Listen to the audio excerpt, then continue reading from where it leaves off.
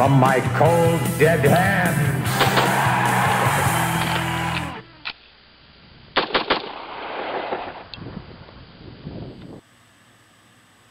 Hey guys, Eric in Tucson here, doing another video. Hoping to have about 4 or 5 short ones out over the next week or so, just to make up for how little I've been doing on here.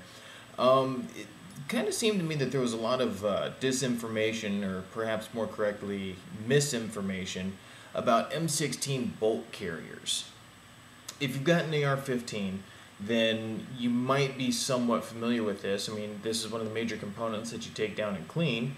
But I don't know if everybody out there is as familiar with issues like proper staking of the gas key, or what makes different carriers, what makes one an M16 bolt carrier. What does it is this right here. You see how it's even with the top part.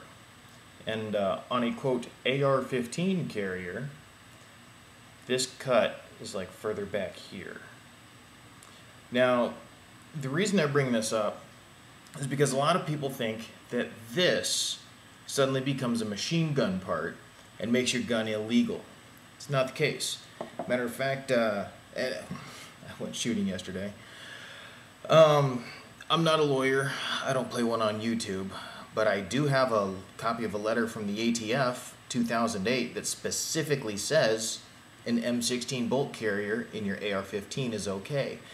I should have the link right about down here somewhere. You might be seeing it. I don't know. Kind of depends on if I remember to edit that in. There's also a link for a thread on AR15.com. You just might find that you've got a machine gun upper receiver as well. Basically, when the gun was designed, it was designed as a semi-auto rifle with that bolt carrier. And when they converted it to full auto, or when they modified it for Army use, it was designed to interface with this existing bolt carrier. But the gun itself was designed as a semi-auto using that bolt carrier. So because that wasn't specifically designed as a machine gun part, it's still legal to use. Now, near as I can tell from my research, the AR-15 bolt carrier came from like the 1986 ban on new sales, and then again the 94 assault weapons ban. So that's where that comes from. Well, why would you want to use the M16 carrier?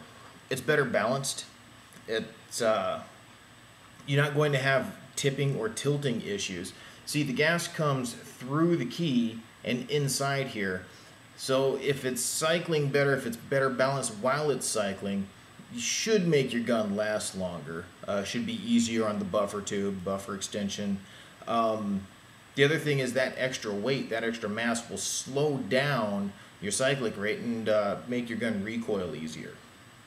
Maybe. Don't quote me on that. A lot of guys doing short-barreled rifle builds and specialty builds like to use those. So I thought I'd put that out there. If you'd like a copy of the PDF, again, hopefully I've remembered to set the link.